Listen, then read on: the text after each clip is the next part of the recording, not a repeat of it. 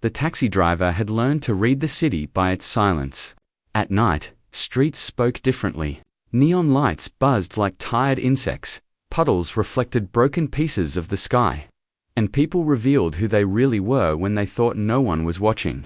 After 20 years behind the wheel, he trusted his instincts more than the GPS. It was close to midnight when he saw her. She stood under a flickering streetlight at the corner of an almost empty road. Rain fell steadily, soaking her thin coat, plastering her hair to her face. She wasn't waving dramatically like drunk passengers usually did. She just stood there, small and still, checking her phone again and again, as if hoping it might suddenly change its mind. The taxi driver slowed down. Late-night pickups were risky. He had been robbed once. Another time, a passenger had vanished without paying. Most drivers would have kept going. He almost did. But then she looked up. Their eyes met for a second. Something in her exhaustion, mixed with quiet fear made his foot press the brake.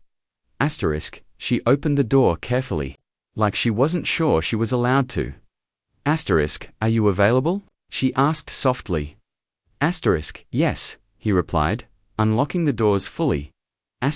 She got in, clutching a worn-out bag to her chest, as if it contained everything she owned.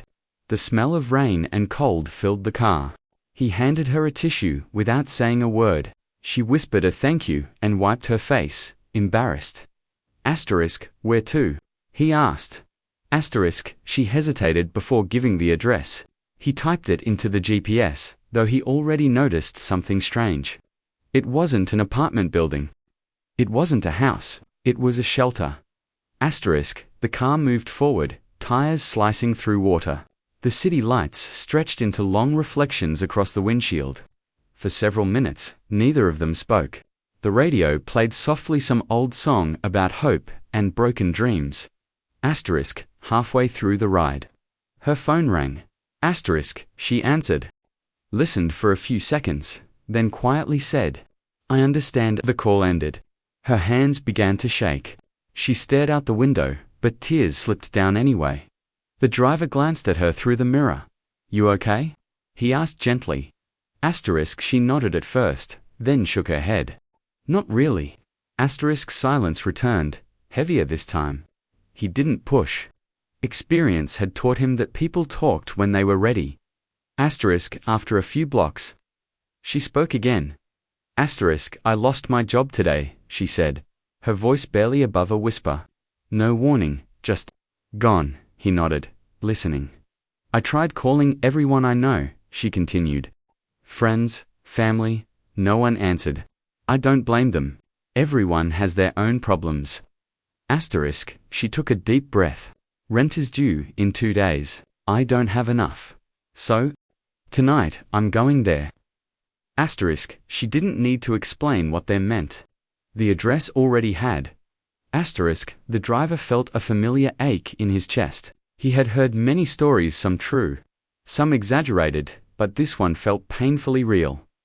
I'm sorry, he said. She gave a small, tired smile. It's okay. At least I still have my dignity. For now, the meter kept running. Numbers climbed steadily, ... as they approached the shelter.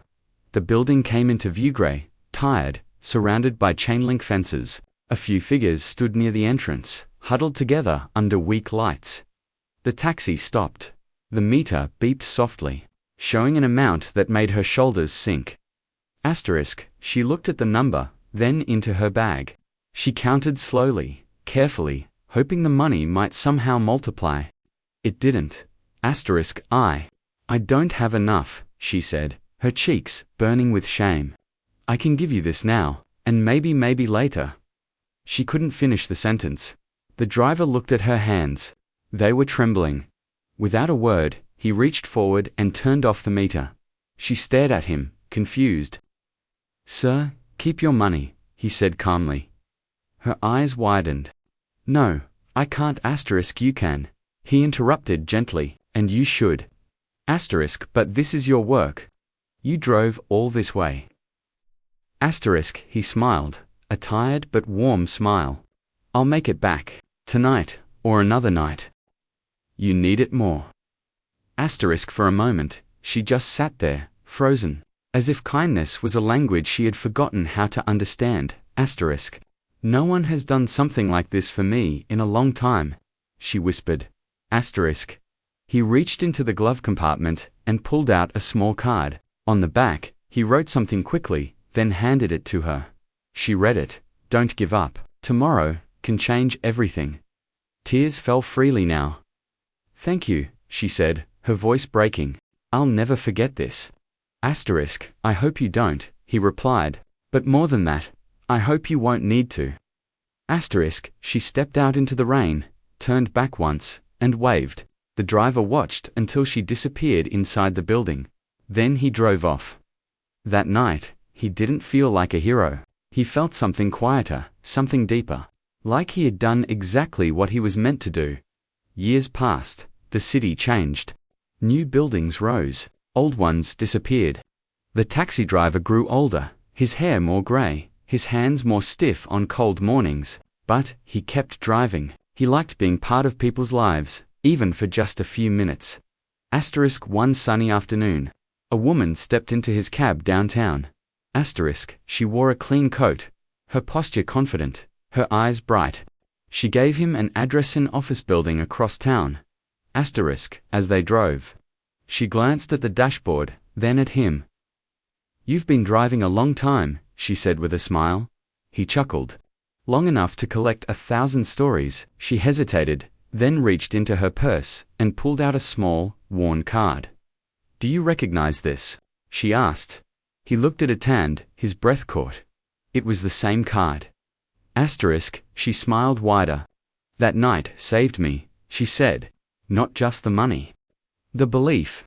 Asterisk. She explained how she found temporary work, how someone at the shelter helped her update her resume, how one opportunity led to another, how she eventually started a small business, how she kept that card with her every day. Asterisk. I promised myself, she said, that if I ever found you again, I'd say thank you properly. The taxi driver swallowed hard. I'm glad you're okay, he said simply. Asterisk. As she stepped out, she paid the fare and left a generous tip. Asterisk. But what stayed with him wasn't the money. Asterisk. It was the reminder that sometimes the smallest act of kindness can echo for a lifetime. Asterisk. And that a simple taxi ride can change everything.